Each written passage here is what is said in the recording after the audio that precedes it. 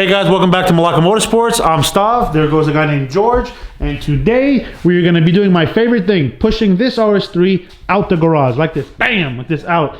Ooh, George, you got some intercooler piping done. Yeah, correct. I got most of it done. I was working pretty much through the night and through the weekend. Let me show it to them over here. 3-inch intercooler piping. I messed up on a few sections there. We won't show that, but it's exactly right there. We won't show that exactly right there, but it's all good. I ended up having to patch like a dime-sized section of the intercooler piping. Kind of like a $50, but no big deal. I mean, but I got most of the 3-inch intercooler piping done. I ordered a 3-inch 90-degree short radius.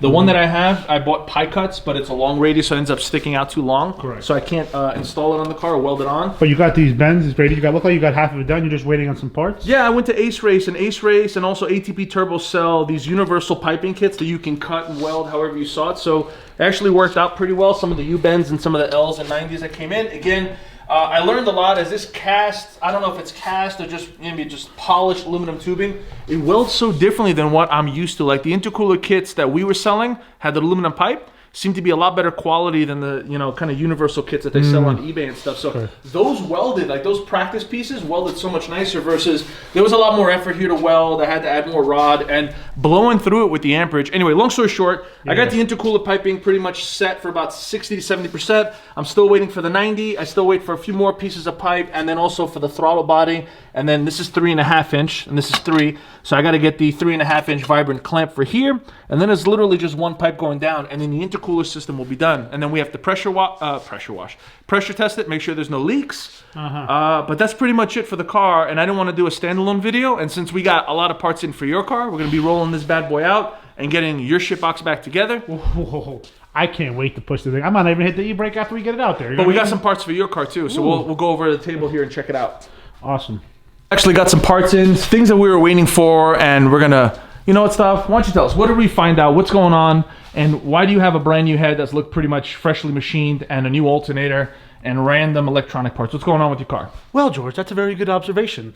And we do have a freshly machined head with brand new SuperTech valves. So the machine shop came back to me and they tested the valves. 7 of the 12 valves are bent. They believe the cause is because of the lifters, them seizing up, keeping the valves open, and the pistons lightly tapped. Since we needed 7 out of 12, we decided to buy brand new valves. Ferrera was out of stock, and the SuperTech was in stock, was able to get them here the next day. So they decked the head, they put new valves, they did a valve job, we put new integrated valve springs in there, and why did you choose to go with SuperTech this time, as we mostly run Ferrera valves? Correct, they were in stock. Ferrera was 4 weeks back ordered. Okay, all right, and we don't want to wait. Obviously, you wanted to get the car back together. Correct. And there's a lot of people that run SuperTech that are running high power with no issues, so it's a good quality product. Correct, yeah, we'd never run them before because we've always had Ferrera, but they are a good product. All right, so and then you also have this black alternator here. What's going on with that? So when we were checking my logs, now that I'm trying to get tuning and understand exactly what's going on one of my logs, and we'll show you, put the screenshot up here in the left-hand corner. George, do not put it in the right-hand corner, put it in the left-hand corner. We saw that my voltage dropped all the way down to 9.5 volts.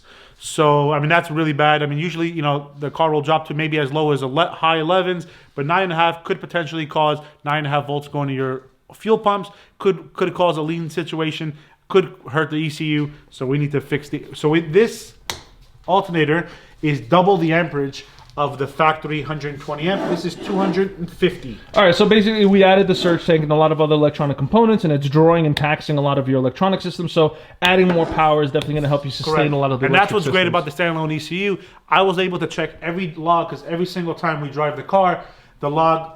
The day we installed the surge tank is the last day the car would charge at 13 volts. And you also got 2 bungs for your downpipe that we're going to fabricate for you to do. And then also the EGT stuff. And you're going to wire this into the VEM standalone? Correct. I'm going to wire in the... well, it's already pre-wired. So I got to install it into the downpipe. And then we're going to wire in the coolant sensor. Okay, cool. And what fun fact, we're also going to be fabricating a 4-inch downpipe. As Stav's downpipe is currently 3-inch that's in the car. So to give his car every chance of success, to make sure there's nothing kind of clogging it up or constricting it, I have a 4-inch catback that was on this car that we're going to transfer to Stav's. But it's not being used, George? So we're gifting my 4-inch catback with the Flowmaster single 4-inch 4-out, so basically turbo back 4, but we got to custom make his downpipe to fit his Zona Rotor 115 69S turbo. So we're going to be doing a few things today. While Stav is installing the head, timing it, doing that side, as soon as he gets that secured, we're going to install the turbo kit, and then I'm going to start fabricating the actual exhaust system. Correct. Once we get my car rolled out. And then what we'll do is Stav will start doing the electronics, start putting the car back together, and I'll do the downpipe and make sure that exhaust system is secure to the car. So, please, Stav, you're getting a few upgrades today. We're doing the alternator, brand new head. You're going to time it. Obviously, there's not going to be any leaks. Knock on, not wood. And then we'll get everything together and then get your new exhaust system. And then we're going to, as soon as we get your car running on the next episode, it's kind of curious to see what the comparison is between the 12 valve and the 24 there is valve. no comparison. Oh, so without further ado, guys, we're going to get things going. We're going to get his head installed, timed. We're going to get the turbo kit on. We're going to start fabricating the exhaust and get everything together. So let's kick this off. Stav, are you excited? Very excited. Okay, Stav's build, take 28,000. 28,000. 28,000. Whoa, what's up with all this copper? Well, so you went away from the MLS gasket? Yeah, well, the MLS gasket that I used last time was made by 034 and is discontinued. They made a custom thickness gasket, so I took the measurements and I had it made in copper. What's great about this copper gasket, it's made by Flat Out, is there's a rubber coating on the top of it. They spray on both sides so that the combustion chamber and the coolant chamber don't leak. So obviously we're O-ringing motors in the future, but Correct. Before that you're probably doing everything you can to keep everything where it's supposed to be. Yeah, and copper does take boost better, but you know, with the rubber seal, our buddy Brian told us about this company, and they make them to any thickness you want, and they ship out in 24 Now it looks hours. shiny. Why does the copper thing look shiny? Because copper is shiny, George. Okay, I could feel it. Yeah. Really appreciate you putting your oily fingers on top of it. All right, so it feels pretty pliable. It feels pretty tacky. So you're gonna start putting in your tooled steel head studs. Correct. And then install the head so I can start making your exhaust and get rid of this toothpick of an exhaust system you have for this car. Correct. Enough to beat your RS3 though. Keep talking crap. All right, so let's slap the head on. Let's get everything torqued down and then install the turbo kit. But that looks good though. The cams are in. The cam caps are in. Oh, nice. And George has got part of the downpipe made. And you polished out that groove that we found too, Correct. right? Yep. Nice. Mm-hmm. Yeah, I'm doing all the fitment now. So I already tacked up the beginning sections of his downpipe, if you want to see over here. So just a couple quick tacks on each corner. And then I'm trying to see how long of a straight piece. I think I can get away with about a 10.5 straight piece that goes all the way down. And then I'm going to use this 45 to transition on the car. And then I'm going to do the flex joint just underneath the car, right at that edge, I think. Will be perfect. And looks like it's starting to come out pretty good though. I mean, you got the first transition, which is kind of hard because it's close right here to the... Yeah, the original 3 to the 3 to 4 that we had just flared out too much and it was hitting this frame. So we had to cut that. And then weld it actually to the edge of this coupler or this adapter piece. So we're just reusing it. If you see the tacks, correct, which will show, as I start welding, I'll show you. Yeah, guys. after you get it out to fully welded, we'll show everything, and then you're gonna put the O2s and everything. So yeah. So right, O2 is gonna be last, but right now I'm just working on fitment. I think I get again 10 inches, about 10.5 inches around, and then start the 45 transition. I'm pretty sure I can get away with it, but I may use some of the. I have the short radius and long radius pie cuts. So I may utilize them to get around the axle, and then you have that extra the small silhouette transmission bracket. Correct. So it gives me enough room to get around there because it's a 4-inch down. But I think we can even fit a 5-inch if we ever wanted to in the future. Yeah. But yeah, that's it. So right now we're messing with spaghetti. Everything is in pieces. Well, I mean, either way. So as you're doing that, and you're gonna start buttoning up the car and then timing it, I should have everything tacked up, and then I'll start seam welding it on there. Correct. And then we'll get this done. All right. Yeah. Good job, man. Hey. No lunch breaks today. All right, guys, so the motor is fully timed. I still have to put the timing cover on, but the cam caps are on, fully torqued. The cams all in the correct orientation. As you can see, timing plate is on. You got the new lifters in, right? Yes, correct. The new lifters are on. It would suck to have to put everything back off to put those on. But still need to put all the accessories on. Haven't had time yet. It was a little bit of a pain in the butt to get the motor timed correctly. Just wanted to make sure and double check because I think this is the second time I've done it while I was in the car. Usually, the motor's out, you can kind of see everything, but just wanted to be verified. The last thing I'm going to do is hit some valves. George seems to be done with the downpipe, but where is it? I just finished tacking everything up. Ah. Now the V-band flange that's on the catback, because that random shop made it, they use some generic V-band, so the Ace Race stuff won't work. It's a little different of a flange. Correct. So we're gonna swing tomorrow and see if we could pick up a spare flange if they happen to have the generic stuff. Yeah. And then I'll just weld it to the end there. But you're pretty much all tacked up. I got your O2, your EGT bungs in. I just kind of tacked them again in 4 places. Gotta say, man, looks pretty good. Thanks. I blew through in a couple spots because I had the amperage too low. Make sure I keep going back and forth when I weld. I do about, for this thickness, about 80, 85 amps, and then for the tacks, I crank it up to about 130, so it spots real good. And then a couple of them I blew through was the amperage was just a little too low. I don't know if I can forgive you on this one. But it's a little weird if you look at it. So again, when it's hooked up, again, the flex joint is in an unorthodox spot. Usually it's towards the bottom of the car when it hooks up to the catback, so to speak. But the thing about these flex joints, and this is one of the smallest ones that we have, it still doesn't fit through the cavity of the transmission mount and the also chassis of the car.